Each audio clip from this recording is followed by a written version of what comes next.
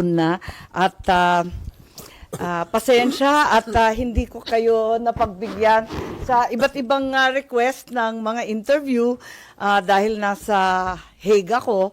Nanggaling ako muna sa Doha tapos sa Hague. At marami kayong katanungan, hindi ko maisagot ng maayos. Tapos pagdating naman, sobrang busy naman natin mula nung Lunes.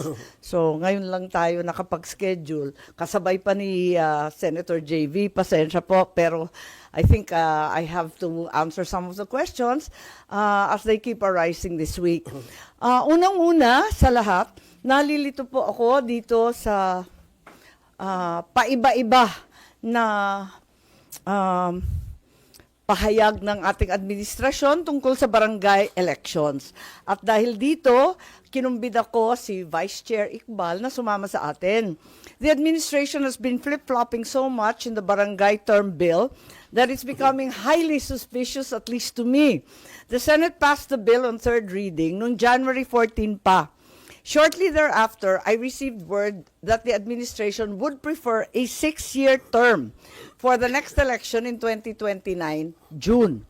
True enough, the House of Representatives passed on second reading January 27 a bill setting the term of barangay and SK officials to 6 years and moving it to December 2025. By then, the only issues that remained were two: whether the barangay term would be 6 or 4 years, and whether the next BSKE would be 2027 or 2029, which I duly reported to our barangay officials in the Liga as well as the SK. However, before the session break, February 3, the Senate passed on third reading a bill which postponed the BARMM election. While I did not agree with the postponement of the BARMM, in the same manner that I did not agree in the postponement of 2022, kasi gustong-gusto ko na matuloy na ang BARMM election, isang pangako natin sa ating mga kapatid na Muslim, I did not think that the same bill would negatively impact the barangay term bill. Ngayon, nagdududa ako kung may connection ba itong barangay at yung BARMM election. Ano ba ang ginagawa sa ating mga eleksyon? Apparently, postponing the BARMM elections to October 2025 was not enough. Pinagtatakahan ko kasi kung sabi nila may issues ng peace and order that kinakailangan na i-postpone yung BARMM election, bakit itinuloy pa rin yung local elections sa Muslim Mindanao, where the same context, the same conditions prevailed? There are people perhaps in the administration who want more, and they want to postpone the BARMM elections yet again. Unfortunately, the barangay and SK term will be the victim of the greed of these people, clandestinely working on another BARMM election postponement. You see, it would be BSKE elections with 42,000 different ballot faces on the 1st of December. One or the other must go. Those who want to postpone the BARMM elections will naturally exert every effort so that the December BSKE will push through. They will then use the December barangay election as one of the reasons why the October BARMM election should be postponed. This is greed, and it is most gruesome. Those who actually reside in the BARMM, as represented by Vice Chair Iqbal, including the governors and the members of the present parliament, want an election. For the first time, it is the MILF demanding an election, whether they will be victorious or not. In fact, with me here is our good Vice Chair, the Vice President of the United Bangsamoro Justice Party, so that you can hear for yourself the pleas of the Bangsamoro for the parliamentary elections in October. Vice Chair, please. Bismillahirrahmanirrahim. First and foremost, I would like to express my thanks and gratitude to the Honorable Senator Imee Marcos for giving me the chance to speak directly with our friends from the media. And here is the statement coming from me as Vice Chairman of the More Islamic Liberation Front, at the same time Vice President of the United Bangsamoro Justice Party.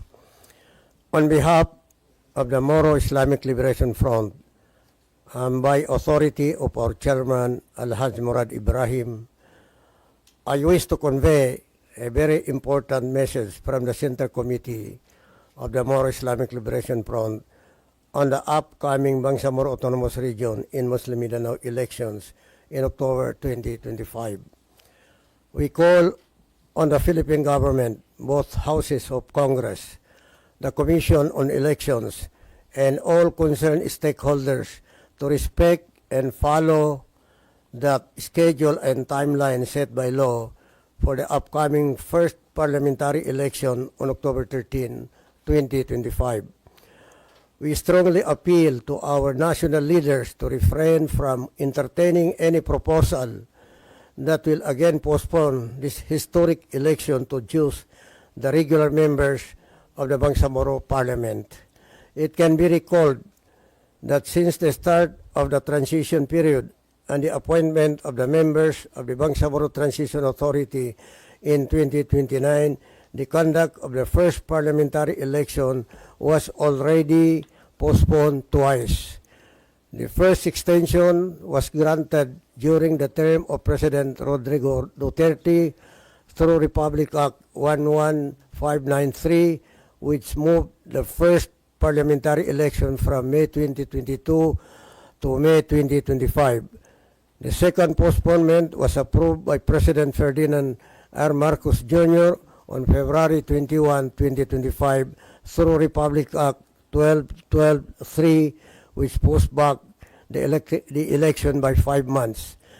MILF recognizes the need to establish a democratically elected members of parliament so the BARMM will be able to transition to a fully functioning and empowered autonomous government whose leaders are democratically elected with legal mandate from the Bangsamoro electorates.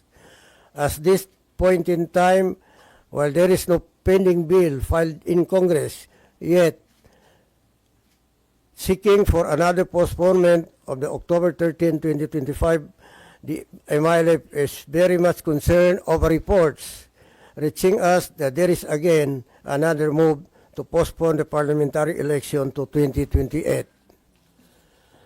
We reiterate our appeal to the Senate and the House of Representatives to assure the Bangsamoro people that the first parliamentary election will push through as scheduled and there will be no further delay nor extension or postponement.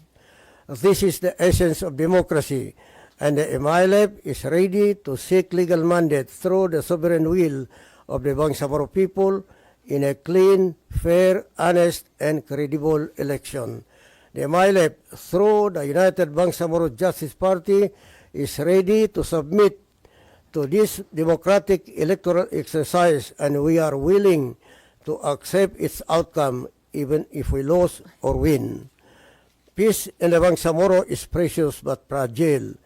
It is obtained through the long and arduous journey of negotiations that led to the creation of the Bangsamoro Autonomous Region in Muslim Mindanao.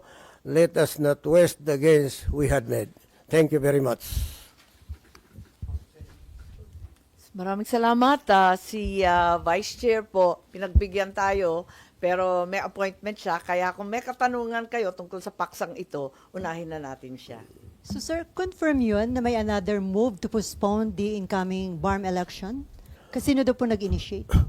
Well, as I have mentioned in my message, there are so many reports reaching us that there is another group, or there is a group really working really to postpone again the BARMM election. And that's why we are here to appeal to the national government, to the Congress of the Republic of the Philippines, and all those who are partners in the peace process, and to the entire Filipino people that sana po hindi na po mo-postpone ito. Para po kami po ay ready na po kami dahil sa democratic struggle na po kami, kailangan po na namin na ituloy na natin ang election.